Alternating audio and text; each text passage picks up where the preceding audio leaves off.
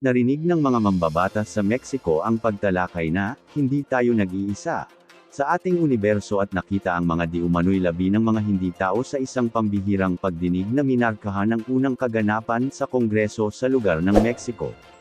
Sa pagdinig noong Martes sa Kongreso ng Mexico na tinalaki nga dito, ang tinatawag ngayong Unidentified Anomalous Phenomena or UAP, ipinakita sa mga politiko ang dalawang artifact na sinabi ng Mexican journalist at long-time UFO enthusiast na si Jaime Maussan na mga bangkay ng mga extraterrestrial. Ang mga specimen ay walang kaugnayan sa anumang buhay sa Earth, kaya't maituturing itong na uri ng nilalang na bubuhay sa ating mundo, sabi ni Maussan. Ang dalawang maliliit na katawan na ipinapakita sa mga kaso ay may 3 daliri sa bawat kamay at mga pahabang ulo. Sinabi ni Maussan na na-recover sila sa Peru malapit sa sinaunang Nazca Lines noong 2017, aniya, mga 1,000 taong gulang na sila. Ang nangungunang US House Republican ay naglunsad ng pagtatanong sa impeachment kay Biden. Ang mga katulad na natuklasan sa nakaraan ay lumabas na mga labi ng mga mummified na batang alien.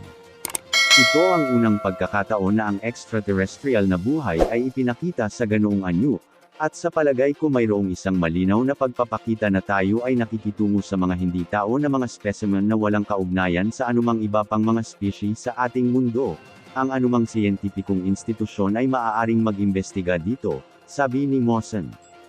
Sinabi ni Jose de Jesus Zales Benitez, direktor ng Scientific Institute for Health ng Mexican Navy, ang X-ray, 3D reconstruction at DNA analysis ay isinagawa sa mga labi. Maaari kong patunayan na ang mga katawan na ito ay walang kaugnayan sa mga tao, sabi niya. Narinig din ng mga mambabatas mula sa dating piloto ng US Navy na si Ryan Graves, na lumahok sa mga pagdinig ng US Congressional tungkol sa kanyang personal na karanasan sa UAP at ang stigma sa pag-uulat ng mga ganitong nakita. Sa mga nakalipas na taon, ang gobyerno ng US ay gumawa ng tungkol sa pampublikong impormasyon sa UAP, pagkatapos ng mga dekada ng pag-stonewalling at paglihis.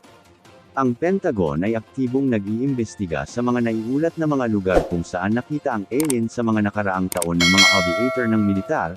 Ayon naman sa Pentagon ay patuloy itong mag-iimbestiga sa mga naturang UFO.